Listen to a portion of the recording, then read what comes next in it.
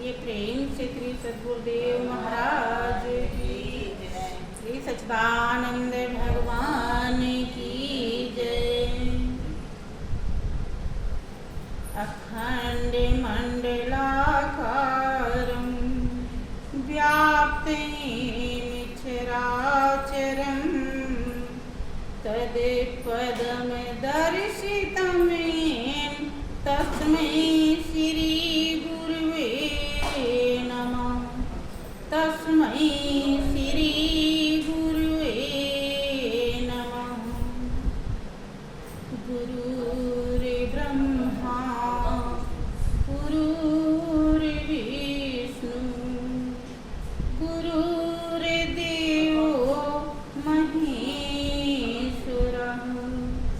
गुरुर्साक्षात् परब्रह्म तस्मै श्री गुरुवे नमः। तस्मै श्री गुरुवे नमः। एकं नित्यं विमलजलं सर्वधी साक्षीभूतं भावातीतं त्रिगुणरहितं सद्गुरु त्वां।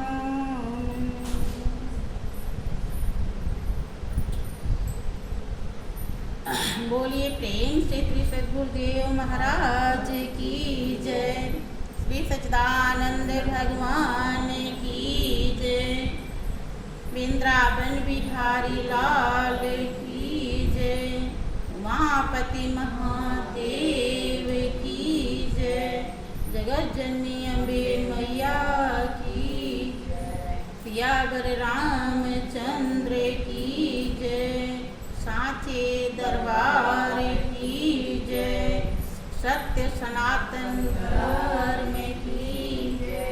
बोलिए प्रेम से सब संतों की जय।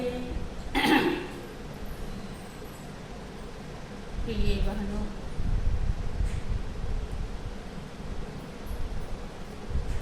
बड़े सौभाग्य का समय है जिसके फलस्वरूप हम लोगों को सत्संग का अवसर मिला हुआ है। सत्संग में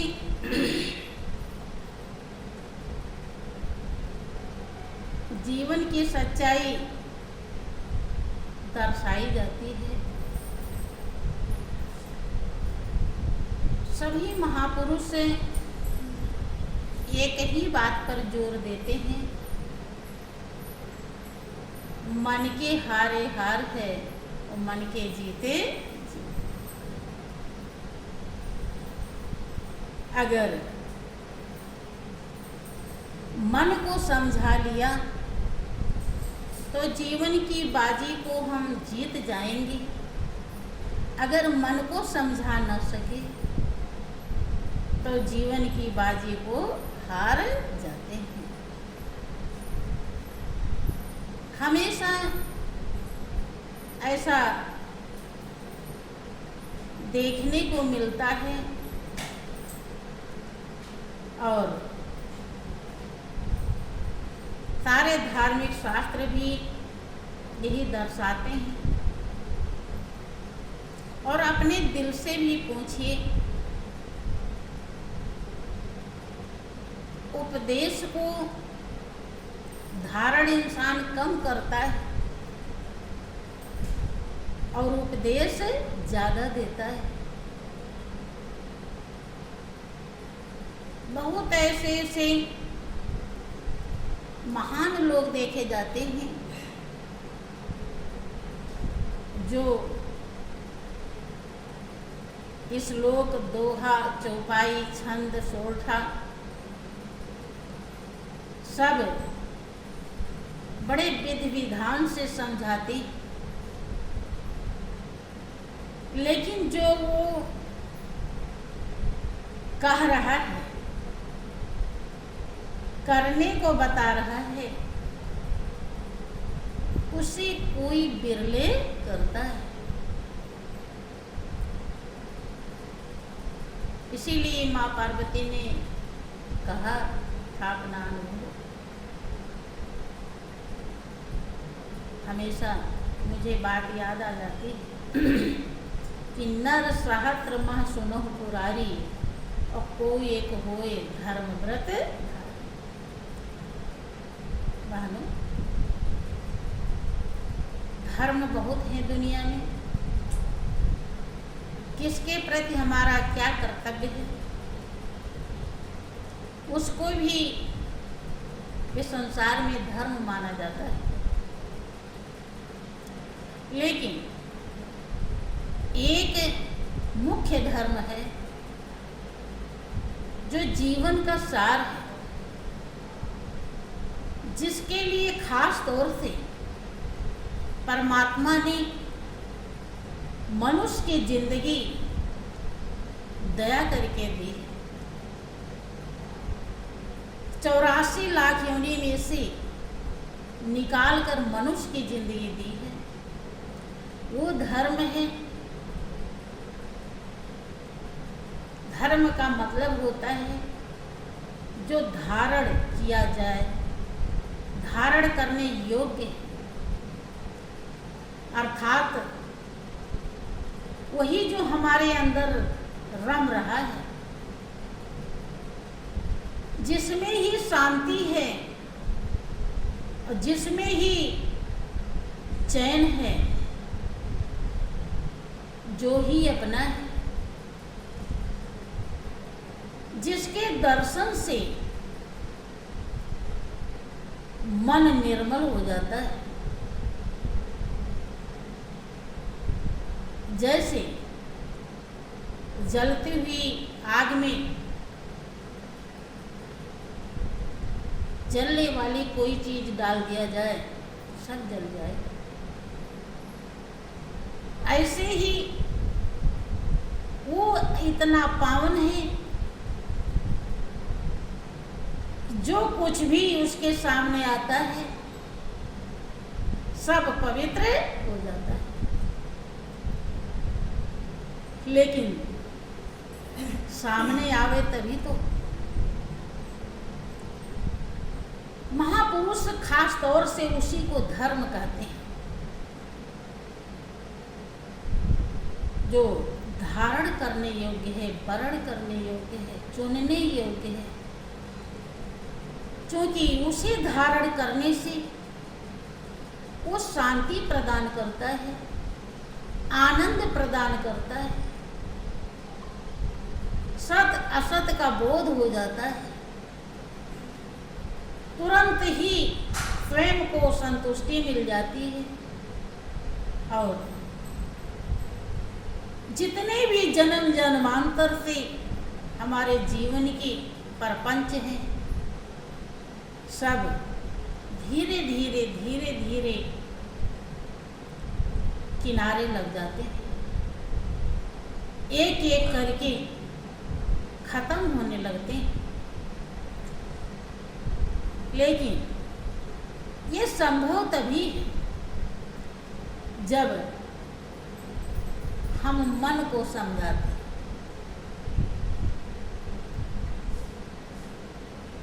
अगर हम अपने मन को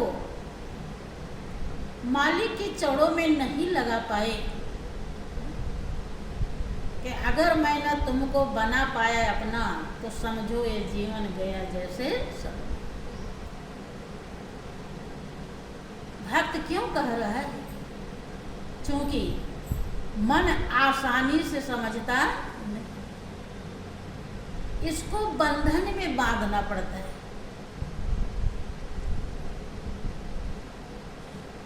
जब तक अब यहाँ बहुत अच्छी हवा आ रही है या बहुत बड़ा आनंद है यहाँ पे जहाँ आप आए हैं, लेकिन अगर आप यहाँ रुकेंगे, ठहरेंगे, तभी तो उसका आनंद ले पाएंगे। आनंद का अनुभव तभी तो होगा। और अगर रुके ही ना, है तो भले, आए और चले गए, पता भी नहीं चलेगा। ऐसे ही जहां पर शांति, सुख, आनंद है, वहां पर जब हमारा मन रुकता है, ठहरता है, उसका अनुभव करता है, तब ये निर्मल भी हो जाता है, पावन हो जाता है और उसी जैसा बन जाता है। फिरत स्नेह मगन सुख अपने, और नाम प्रताप सोच नहीं सकते। अब इसके लिए क्या करना पड़ता है?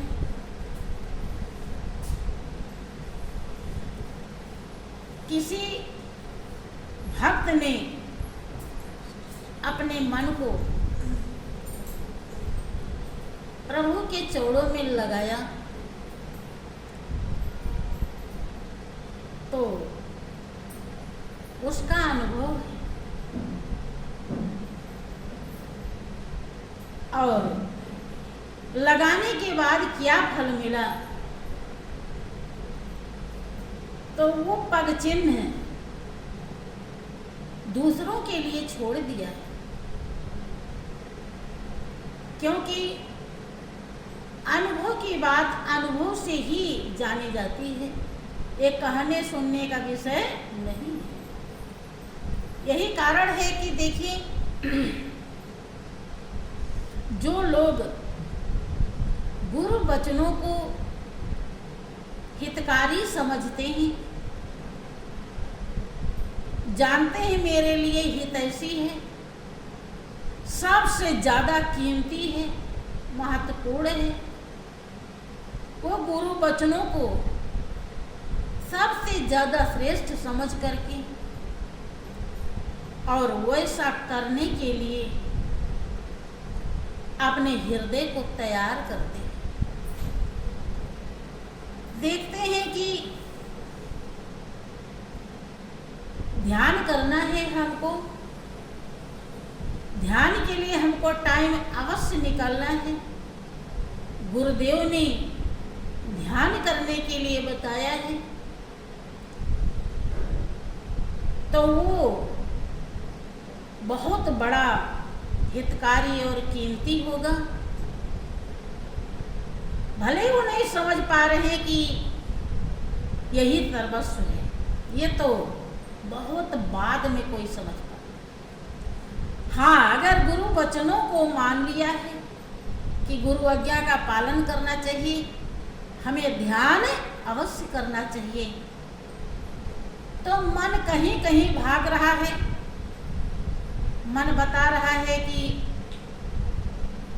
अरे अभी तो लोग बैठे हैं, उनसे बातें कर लेते हैं, ये चले जाएंगे या सब सो जाएंगे, तब ध्यान कर लेंगे।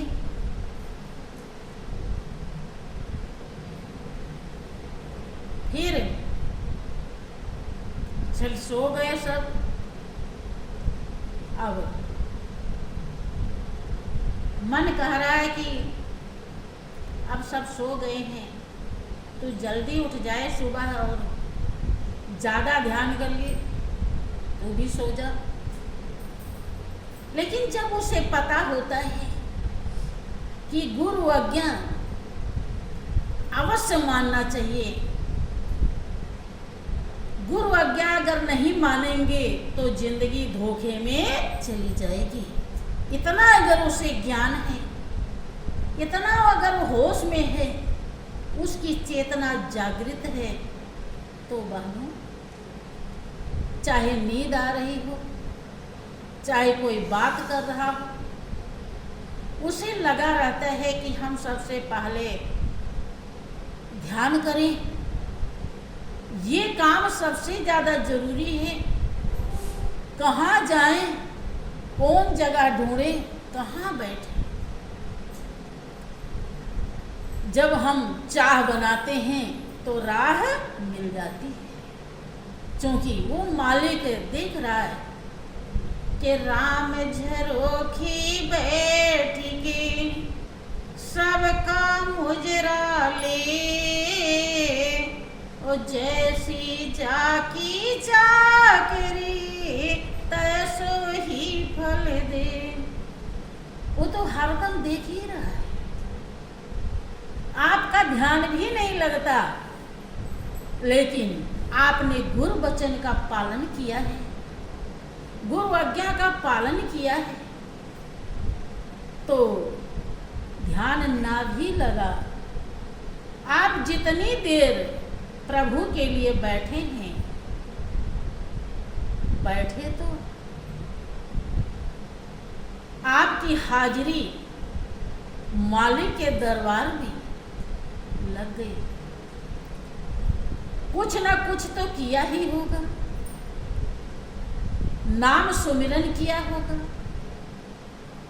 कुछ अनहद भी सुना होगा, नहीं भी होगा तो क्रिया तो लगाई ही होगी, कुछ तो किया। संत महान पुरुष कहते हैं कि जब हम प्रभु को की याद के लिए बैठते हैं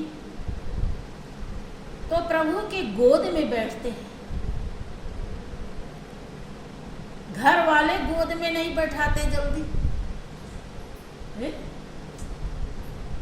या तो छोटा सा हो जाओ तब बैठावे,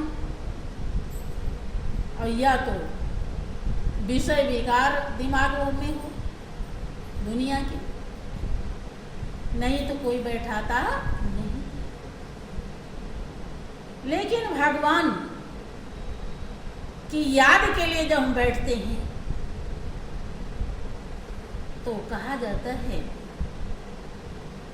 कि उतनी देर के लिए हम मालिक के गोद में बैठते हैं। अब विचार कीजिए, गोद में बैठना कितनी बड़ी बात है। जब हम मन को अपने समझा लेते हैं तब हमारा मन होश में रहता है, ज्ञान में रहता है, चेतना में रहता है, और मालिक का अनुभव करने के लिए हमेशा उतावली रहता है।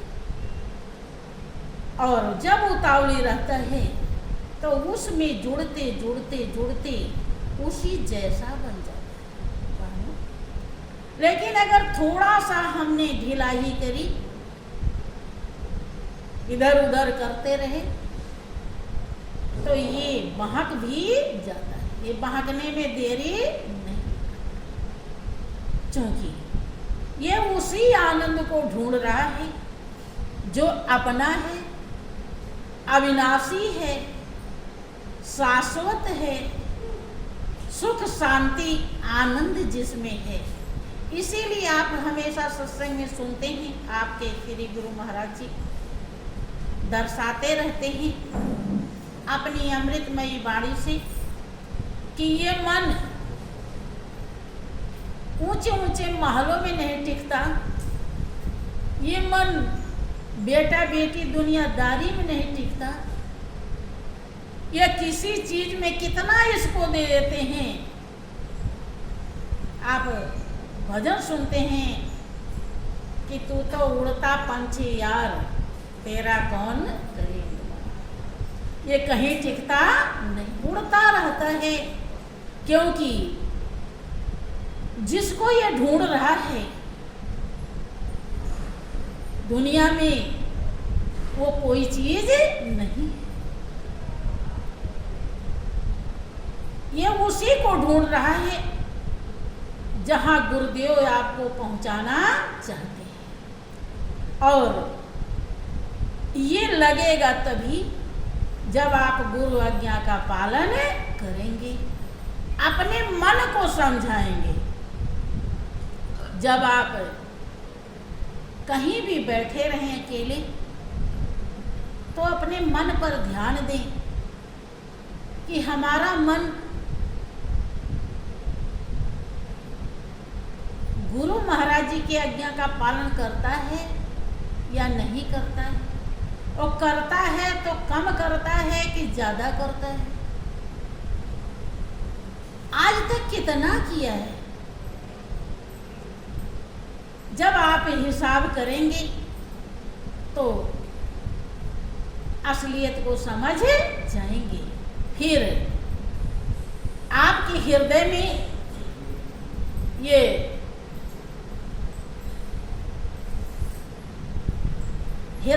आपके और ज्यादा जागने की अभिलाषा पैदा होगी कि इतना आज्ञा का पालन किया है, अगर और कर ले तो जीवन का और भी लाभ मिल जाएगा। क्योंकि मन के आज्ञा पालन करने से, मन के लगने से जो आपको अनुभव होगा वो बिना मन के नहीं होता है। बहनों, एक भक्त का अनुभव आता है कि वो अपने मन को समझाता है। क्या कहता है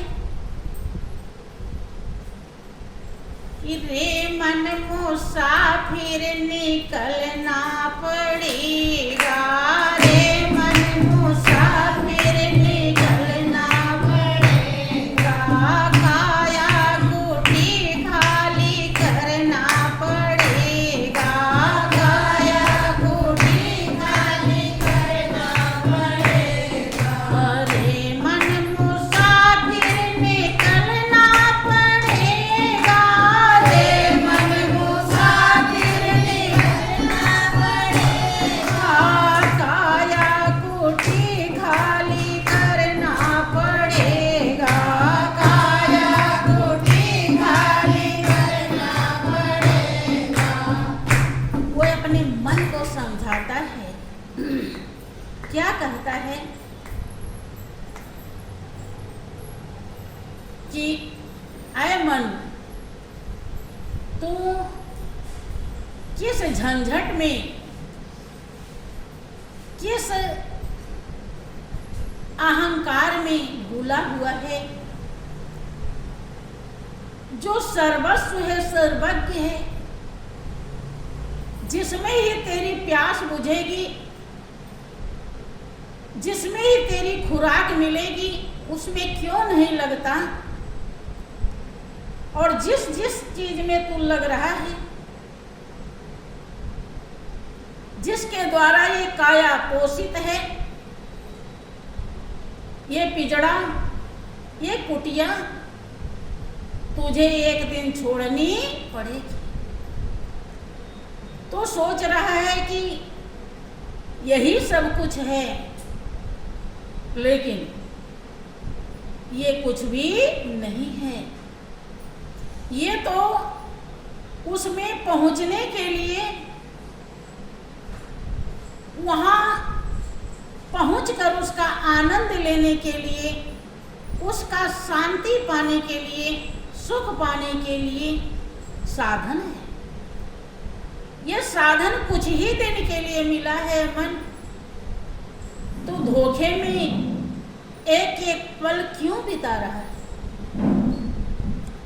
और जो जो पल, जो जो समय चला जा रहा है, ऐ मन फिर वापस नहीं आए। वो समझाता है, भाड़े के क्वार्टर को क्या तू संभाले, भाड़े के क्वार्टर को क्या तू संभाले, जिस दिन तुझे घर का मालिक निकाले, जिस दिन तुझे घर का मालिक निकाले, इसका किराया तुझे भरना पड़ेगा, इसका किराया तुझे भरना पड़ेगा, काया कुटी खाली करना पड़ेगा, काया कुटी खाली करना पड़ेगा। वो समझाता है अपने मन को कि ये मन, ये 5 मंजिल, 3 मंजिल, 2 मंजिल की कोठी को देखकर क्यों बहकता है? क्यों इसकी आशा करता है? कबीर ने इसी बात की पुष्टि किया कि कबीरा गर्व न कीजिए, ऊंचा देख आवास, अब काल पड़े भूई लोटड़ा, ऊपर जमसी घास। करे ये दुनिया वालों, ऊंचा महल देखकर गर्व क्यों करते हो? तुम्हारा जीवन तुम काल के चबेना हो। जिस दिन वो आएगा तुम्हें घर से बाहर निकाल देगा और तुम्हारे ऊपर जहां तुम्हें दफनाया जाएगा या जलाया जाएगा, वहां घास जम जाएगी। ये ऊंचा महल किस काम का हुआ? तुम तो सोच रहे थे ये मेरा है, हम बहुत धनवान आदमी हैं, हमारे जैसा बड़ा आदमी कोई नहीं है, इसी से लोग बड़ा बनते हैं। लोगों का ख्याल होता है कि हमारे अगर महल ऊंचे हैं, हमारे घर में ज़्यादा पैसे हैं, हमारे घर में लोग सर्विस वाले हैं, लोग कहते हैं बहुत बड़ा आदमी।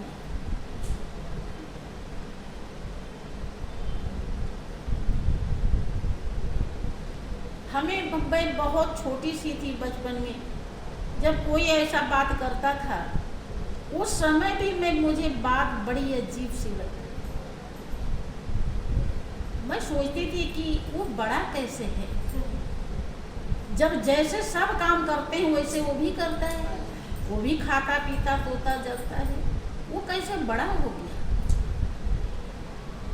लेकिन इतना ज्ञान नहीं था, दिमाग झुंझला जाता था।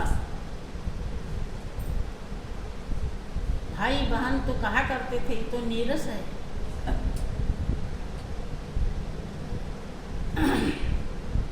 लेकिन समझ में नहीं आया।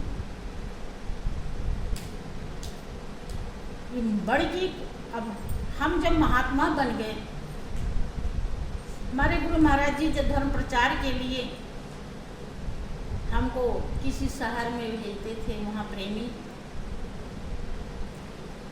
तो मैं उस प्रेमी के यहाँ जाती थी जिसके टॉयलेट भी नहीं बने, खेत में जाया करते, गरीब आदमी। एक दिन गुरु महाराज जी मुझे बैठा के समझाने लगे कि बेटा तुम क्यों उसी के घर जाती जिसके कुछ भी नहीं, इतनी बड़ी बड़ी कोठी वाले प्रेमी हैं, जहां सब सुख सुविधा है, उनके यहाँ जाती हो, देखने वाला भी समझेगा कि जैसे ये हैं इनके वैसे गुरु भी। बड़े के यहाँ जाती तो लोग समझते कि ये बड़े हैं। अब वो क्यों कह रहे, मेरा मन ले रहे कि क्या बात है। हमने कहा गुरुदेव अब से मैं औरों के यहाँ जाया करूँगी। जाती तो सबके यहाँ, लेकिन सत्संग भी सबके, रुकती उन्हीं के यहाँ, बैग वहीं रखती थी।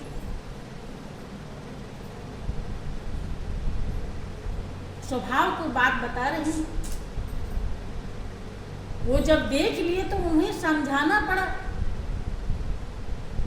लेकिन हृदय की गति, ये स्वामी जी मेरा मन ही वहीं पर सही लगता है। मैं जाती तो सबके यहाँ, सत्संग भी सबके यहाँ करती हूँ, ये रुकती वहीं। वो प्रेमी ऐसा था कि वो चाय बेच करके अपने घर का सारा खर्चा चला रहा था। उसके ऐसे भाव थे कि तो चाय बेचने के लिए भी कहीं कोई दुकान बनाने की व्यवस्था नहीं थी। वो ऐसे सड़क पर चाय बना के और केतली लेकर बेचता रहता। और जैसे सुनता था कि हम आ गए हैं, दूध खरीदता था मोल, और एक गिलास दूध भर के तुरंत लेकर के पहुंच जाता था। चाय पीती नहीं थी, अब तो पीने लगी, पहले बिल्कुल नहीं पी। तुरंत आ जाता था और बहुत मना करने के बाद भी नहीं। उसकी पत्नी रोती थी, उसके पिपरमिंट में बहुत बड़ा घाटा लग गया था, उसके घर बिक गया था। तो उसकी पत्नी रोती थी कि महात्मा जी, हम और कुछ नहीं मांगते, लेकिन थोड़ा खाने के लिए तो हो जाए। हमने सुना बात को गुरु महाराज जी से कह नहीं सकते, क्योंकि हमारे गुरु महाराज जी इन सब कारणों के लिए किसी को ज्ञान नहीं देते थे कि धन मिल जाए, किसी को बेटा बेटी मिल जाए। मिल तो सब जाएगा, लेकिन लग जाए उसे। यहाँ नहीं मिला तो कहीं नहीं मिलेगा, लेकिन अगर ये कहा जाए कि ये मिल जाएगा तो वो उसी के लिए करेगा, प्रभु को वो भूल जाए। इसलिए वो उनका ये फार्मूला। तो हमने उसे ही बताया कि बहन तू ये काम कर कि तू 10वां अंश जहर है, उसे धर्म में लगा दे। देख तो करके कि मैं इतना समझा सकती हूँ, इससे आगे उसने एकदम पूरा का पूरा पालन किया। आप लोग यकीन नहीं करेंगे कि कुछ ही दिन में उसने प्लाट भी खरीद लिया। एक लड़की उसकी ऐसी कुछ तोतली सी बोलती थी, 2 लड़कियां थी, एक लड़का।